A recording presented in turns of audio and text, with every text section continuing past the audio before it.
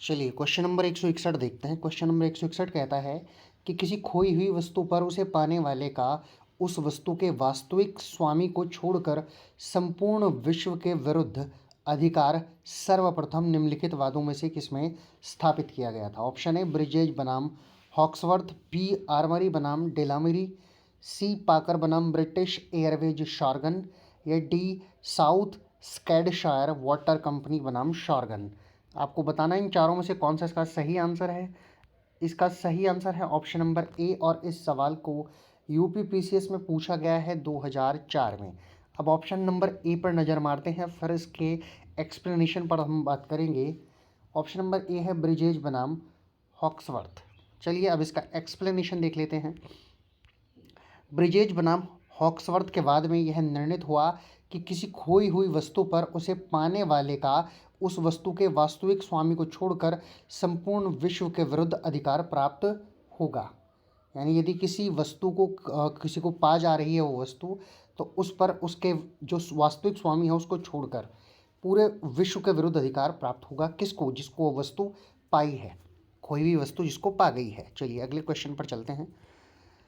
निम्नलिखित में से किस वाद में उच्चतम न्यायालय ने स्पष्ट किया है कि स्वामित्व के साथ 3 आवश्यक अधिकार होते हैं। ऑप्शन ए कब्जे का अधिकार, 2 उपभोग का अधिकार, 3 वयन का अधिकार। तो कौन से मामले में कहा है कि स्वामित्व के साथ 3 आवश्यक अधिकार होते हैं?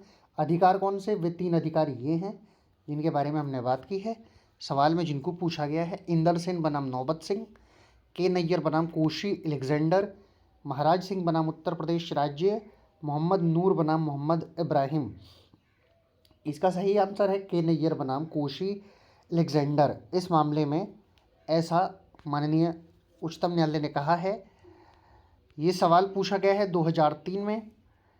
इसका थोड़ा सा एक्सप्लेनेशन हम लोग देख लेते हैं। के नैयर बनाम कोशी अलेक्जेंडर के बाद में स्वामित्व के 3 अधिकारों का उल्लेख किया गया है। कौन कौन से? नंबर 1 कब्जे का अधिकार, नंबर 2 उपभोग का अधिकार, नंबर 3 वयन का अधिकार। ये आप देख सकते हैं। चलिए आगे चलते हैं। आगे है कौन सा सिद्धांत संपत्ति की संकल्पना से जुड़ा हुआ नहीं है। ऑप्शन ए नैसर्गिक विधि का सिद्धांत, बी श्रम सिद्धांत, सी मनोवैज्ञानिक सिद्धांत, या डी यथार्थवादी सिद्धांत। तो इसका सही आंसर ऑप्शन नंबर डी होगा, यथार्थवादी सिद्धांत। इस सवाल को जुडिशल सर्विसेज उत्तर प्रदेश की 2003 में आपसे पूछा गया है। चलिए इसका भी थोड़ा एक्सप्लेनेशन हम लोग देख लेते हैं। यथार्थवादी सिद्धांत संपत्ति की संकल्पना से संबंधित न होकर विधिक व्यक्तित्व से संबंधित है। संपत्ति की संकल्पना से संबंधित सिद्धांत कौन कौन से हैं वो देख लेते हैं। सबसे पहले है प्राकृतिक या नैसर्गिक सिद्धांत, उसके बाद है तत्व मीमांसीय सिद्धांत, श्रम सिद्धांत, मनोवैज्ञानिक सिद्धांत, ऐतिहासिक सिद्धांत, क्रियात्मक सिद्धांत, राज्य की शक्ति का सिद्धांत। तो ये सिद्धांत हैं जो संपत्ति की संकल्पना से जुड़े हुए हैं। चलिए अब हम अगले क्वेश्चन पर नज़र डालते हैं। अगला क्वेश्चन है अभिकर्ता या सेवक के माध्यम से कब्जा उदाहरण है किस चीज़ का? अव्यहित कब्जे का, अमूर्त कब्जे का, व्यहित कब्जे का, या फिर मूर्त कब्जे का। आपको ये बताना है। तो ये हो जाएगा व्यहित कब्जे का। आप याद रखेंगे। इस सवाल को 2003 में उत्तर प्रदेश न्यायिक सेवाओं में पूछा गया है, और राजस्थान की परीक्षा में भी, राजस्थान पीसीएस में भी इस सवाल को 2008 में आपसे पूछा गया है। चलिए अगले क्वेश्चन पर चलते हैं। स्वामित्व किसी वस्तु पर पूर्ण नियंत्रण है, यह कथन किसका है? Option A Salmond, B Renner, C Austin, या डी हॉलैंड। तो ये कथन ऑप्शन नंबर डी हॉलैंड का है। इस सवाल को आपसे 3 बार पूछा गया है उत्तर प्रदेश की परीक्षाओं में, 2010, 2015 और 2016। चलिए एक्सप्लेनेशन भी देख लेते हैं। हॉलैंड के अनुसार स्वामित्व किसी पदार्थ पर पूर्ण नियंत्रण है। उसके अनुसार स्वामी को स्वामित्व के पदार्थ पर 3 अधिकार होते हैं। क्या है स्वामित्व के पदार्थ पर 3 अधिकार? कब्जा, उपभोग और वयन। ये आप याद रखेंगे। यानी कब्जा भी होगा, उपभोग भी होगा, और उसका इस्तेमाल भी होगा। वयन यानी इस्तेमाल करना। चलिए आगे चलते हैं। अगला क्वेश्चन है वयन मीन्स खर्च करना भी होता है। किसने कहा है कि स्वामित्व एक व्यक्ति और एक चीज जो स्वामित्व की विषय वस्तु है के बीच में संबंध को प्रकट करता है? ये किसने कहा है? John Austin, John Salmond, Holland, या रास्को पाउंड। तो ये कथन जॉन सामंड का है। ये आप याद रखेंगे। 166वें क्वेश्चन का option number B right answer है। इसको पूछा गया है यूपी पीसीएस में 2008 में। इसका एक्सप्लेनेशन भी हम लोग देख लेते हैं।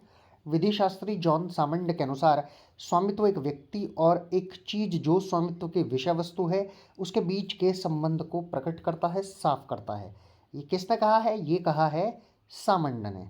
चलिए आगे चलते हैं। अगला क्वेश्चन, निम्नलिखित में से कौन सा सही नहीं है? 4 कथन आपको दिए गए हैं, आपको बताना है कि इसमें कौन सा सही नहीं है। ऑप्शन ए, स्वामित्व एक ऐसा संबंध है जो व्यक्ति तथा स्वामित्व की विषय वस्तु के मध्य होता है। ऑप्शन नंबर बी, स्वामित्व एक व्यक्ति तथा उसमें निहित अधिकारों के मध्य संबंध है। ऑप्शन नंबर सी, स्वामित्व अधिकारों का समुच्चय है। ऑप्शन नंबर डी, स्वामित्व व्यक्तिक विधि की एक संस्था है। इसका राइट आंसर आपका जो होगा वो हो जाएगा ऑप्शन नंबर डी, स्वामित्व व्यक्तिक विधि की एक संस्था है। पूछा कब गया है? यूपी लोअर परीक्षा में 2004 में। इसका थोड़ा सा एक्सप्लेनेशन देख लेते हैं। स्वामित्व व्यक्तिक विधि की एक संस्था है, यह कथन सही नहीं है। ये रोवन नहीं, कथन आएगा। ये कथन सही नहीं है। स्वामित्व की संकल्पना के संबंध में मुख्य सिद्धांत हैं, कौन कौन से हैं वो देख लेते हैं। इसको आप ठीक कर लेंगे, कथन है। स्वामित्व एक ऐसा संबंध है जो व्यक्ति तथा स्वामित्व की विषय वस्तु के मध्य होता है। दूसरा ऑप्शन है, स्वामित्व एक व्यक्ति तथा उसमें निहित अधिकारों के मध्य संबंध है। तीसरा जो है इसका सिद्धांत वो ये है कि स्वामित्व अधिकारों का एक समुच्चय है, यानी बहुत सारे अधिकार एक साथ होते हैं तो वो समुच्चय बन जाता है। और चौथा है, स्वामित्व विधि की एक संस्था है। यहाँ संक नहीं होगा, विधि की एक संस्था है। चलिए आगे चलते हैं। अगला सवाल, स्वामित्व विभिन्न अधिकारों को उसी तरह समुच्चय है। माफ कीजिएगा, सवाल को दोबारा देखते हैं। स्वामित्व विभिन्न अधिकारों का उसी तरह समुच्चय है जिस तरह बाल्टी में रखा पानी अलग अलग बूंदों का संग्रह है। ये किसने कहा? पोलक, डाइसी, हॉफहेल्ड या सामंड? तो ये कथन हॉफहेल्ड का है, ये आप याद रखेंगे। ऑप्शन नंबर सी इस क्वेश्चन का राइट आंसर है। इसे उत्तर प्रदेश परीक्षा 2003 में आपसे पूछा गया है। अगला क्वेश्चन देखते हैं। निम्नलिखित कथनों पर विचार कीजिए। कुछ कथन दिए गए हैं, उन पर हमें विचार करना है। पहला कथन है, स्वामित्व एक ऐसा संबंध है जो व्यक्ति और स्वामित्व की विषय वस्तु के बीच होता है। दूसरा है, स्वामित्व व्यक्ति और उसमें निहित किसी अधिकार के बीच का संबंध है। ऑप्शन नंबर 3 है, स्वामित्व अधिकारों का समुच्चय है। और चौथा है कि स्वामित्व लोक विधि की एक शाखा है। तो इन कथनों पर विचार करना है। ऑप्शन दिए गए हैं कि 4 गलत है, 3 गलत है, 2 तथा 4 गलत हैं, सभी सही हैं। तो ये सभी जो हैं वो सही हैं। इनको देख लेते हैं। देखिए, पहला है, स्वामित्व एक ऐसा संबंध है जो व्यक्ति और स्वामित्व की विषय वस्तु के बीच होता है। बिल्कुल सही बात है। अगर आप किसी कार के मालिक हैं तो उस कार का और आपका संबंध है, स्वामित्व का संबंध है, ये कहा गया है। विषय वस्तु वो जो वस्तु है और आप स्वामी हैं तो आपके बीच में जो है एक संबंध होगा स्वामित्व का। दूसरी बात कही गई है कि स्वामित्व व्यक्ति और उसके निहित किसी अधिकार के बीच संबंध है। बिल्कुल सही बात है। कार आपकी है, आप पर कार का पूर्ण अधिकार है, तो आपका और उस अधिकार का संबंध है। उस वस्तु के प्रयोग करने का, उस वस्तु को कहीं रखने का, उस वस्तु पर कब्जा रखने का, उस वस्तु का व्ययन करने का, उस वस्तु के उपभोग करने का, वो सारा अधिकार आपका है। यानी आप उसका यूज़ भी कर सकते हैं, उसको घटा बढ़ा भी सकते हैं, उस पर कब्जा भी रख सकते हैं। स्वामित्व अधिकारों का समुच्चय, बिल्कुल समुच्चय होगा, क्योंकि मैंने 3 अधिकारों की बात अभी कर दी। आप स्वामित्व में कब्जा भी रख सकते हैं, आप स्वामित्व में उपभोग भी कर सकते हैं, आप स्वामित्व होते हुए व्ययन भी कर सकते हैं किसी वस्तु का। तो ये समुच्चय हैं, कई सारे अधिकार हैं, तो ये समुच्चय कहलाएगा। कई सारी चीज़ों को एक साथ जुड़ा होने को समुच्चय कहते हैं। स्वामित्व लोक विधि की एक शाखा है। बिल्कुल सही, एक लोक विधि की शाखा है जो स्वामित्व है। तो 4 ऑप्शन सही हैं, आप समझ गए होंगे। चलिए, इसे पूछा गया है यूपी पीसीएस 2009 में। इसका एक्सप्लेनेशन यही है कि स्वामित्व की संकल्पना के संबंध में उपरोक्त सभी कथन सही हैं जो हमने अभी देखे हैं, और मैंने आपको इन चारों कथनों को समझाया भी है।